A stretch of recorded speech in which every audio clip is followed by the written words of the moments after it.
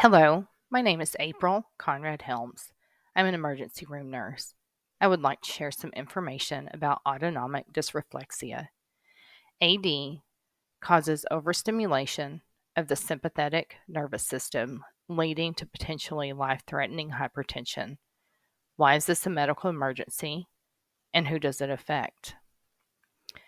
The autonomic nervous system consists of two parts: the sympathetic system, which speeds us up and prepares us. The parasympathetic nervous system slows us back down and restores us to our baseline.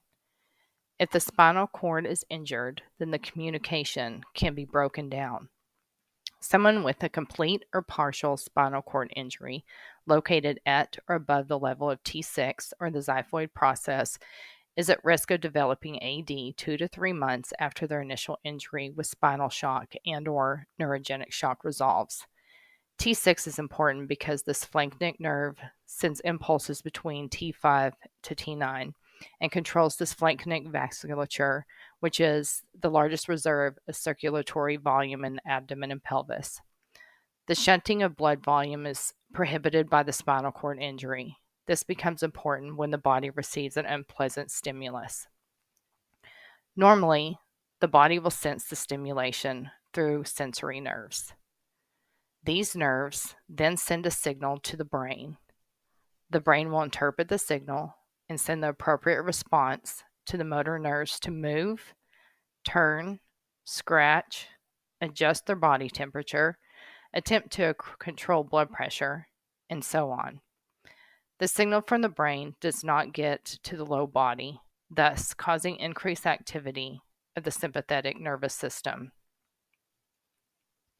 Widespread vasoconstriction and peripheral hypertension is caused by this. The baroreceptors in the neck signal the brain of the hypertension through the glossopharyngeal or ninth cranial nerve. The brain tries to shut down the sympathetic response but cannot because of the spinal cord injury. Then the brain attempts to bring down the peripheral blood pressure by slowing down the heart, sending signals through the vagus or 10th cranial nerve. This reflex bradycardia is not enough to resolve the hypertension. The sympathetic nervous system is working below the level of the injury, while the parasympathetic is controlling above the level of the injury. The only way to resolve this autonomic tug of war is to attempt to remove the stimulus. As healthcare providers, why should we know about AD and what should we remember? The most important lesson is that the patient is the expert. Anyone with a spinal cord injury should have knowledge of autonomic dysreflexia and the best treatment for them if their injury is at or above the level of T6. Some may experience multiple episodes daily. Do not be afraid to ask the patient if they are feeling dysreflexic. What causes dysreflexia? Most of the time, simple issues can be resolved without medical treatment. Healthcare providers should be aware of the causes and treatments. Patients can have an episode of AD at any time, and simple interventions can resolve the hypertension almost immediately. Below the level of T6, the patient cannot feel. It can be challenging to find the source. Some examples of stimulus are tight clothing, shoes, broken bones, ingrown toenails, sexual intercourse, menstruation, labor delivery, DVT, PE, acute appendicitis, surgical interventions, bladder distension, and bowel needs. Above or at the level of injury will exhibit hypertension with blood pressure elevation 20 to 40 millimeters of mercury above the baseline for adults and 10 to 15 millimeters of mercury above the baseline for children. It is important to remember that elevation is individualized for each person, and a spinal cord injured person may have lower blood pressure as a baseline. This elevation can be systolic or diastolic.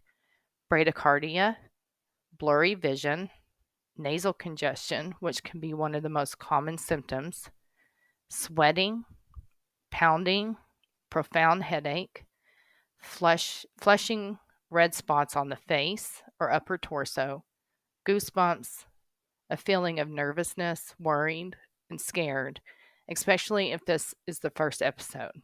Below the level of injury, upset stomach, chills without fever, clammy, cold, sweaty, and pale skin. These episodes can be rare in some individuals, but occur multiple times a day. The body's normal system to keep it in balance does not work. We must first remove all clothing. Most likely, someone else assisted them in getting dressed. They are unable to recognize tight, restricted clothing, especially their underwear. Assess for continued headache, fleshiness of skin, and monitor blood pressure every 5 minutes.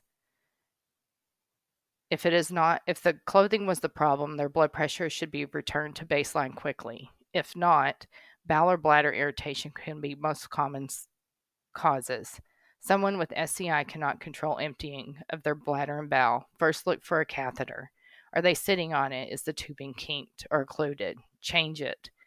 If they self-cath, they may need their bladder emptied.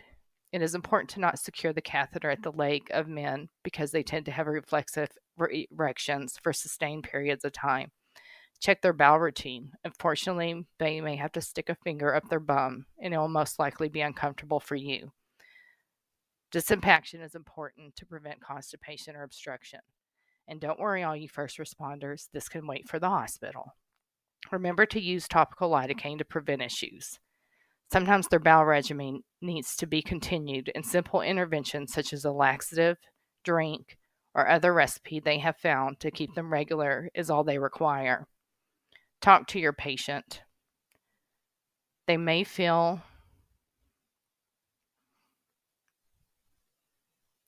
Talk to your patient. They may feel that you do not understand the importance of their routine. A simple intervention may be the solution to prevent bigger issues. Sometimes it can take months for them to obtain results in bowel regularity. They do not wish to start over. A few minutes of requesting the meds they need from pharmacy for the patient, even on an interfacility transport, can save the patient possibly 6 months of constipation. Set your patient upright. This allows for gravitational pulling of blood in the abdomen and reduction of hypertension. Even slight elevation of the head, 20 to 30 degrees, can help. Someone with SCI does not like to lay supine. If the symptoms do not resolve, or clothing, bladder, or bowel, think sepsis. The sources most commonly are UTI, pneumonia, and skin issues. A decubitus infection is common and leads to sepsis quickly. This type of stimulus is not easily fixed, so antihypertensives are in order. Immediate release nifedipine should be the first choice. Nitroglycerin may be used, but be cautious. SCI patients are preload dependent, and many male patients use phosphodiesterase inhibitors for intimacy. Pregnancy is a stimulus, and she may not know she is in labor. To prevent AD, she needs an epidural during delivery. Surgical interventions and/or diagnostics can cause dysreflexia. Cystoscopy, uteroscopy, debridement, and even wound vacs are just a few examples of these. If hypertension is not resolved, the risk of lethal stroke rises. The prognosis is usually as good as long as the condition is recognized. Fortunately, mortality is rare. Everyone with spinal cord injury wants to be able to live life just as those without a SCI. They have intimate relationships and families of their own, which may easily be forgotten. So remember to talk to your patient. If you arrive in an accident, they may not know they're injured. So a thorough assessment is of utmost importance. Studies have shown that the bladder and bowel issues are major causes of AD, and spinal cord patients have been educated on resolving their own issues, and they do not seek medical treatment for simple clothing or catheter issues. When arriving on scene, the hypertension and bradycardia may be mistaken for a traumatic brain injury when they are really just an injury in the lower body. The Christopher Reeves Foundation is a wonderful resource for education and information. The foundation has useful information. They provide paralysis and spinal cord injury wallet cards and information for healthcare workers. Your patient may ask you to look at the information to assist in providing care. September is SCI Awareness Month, so help everyone stay informed and choose hope. Thank you.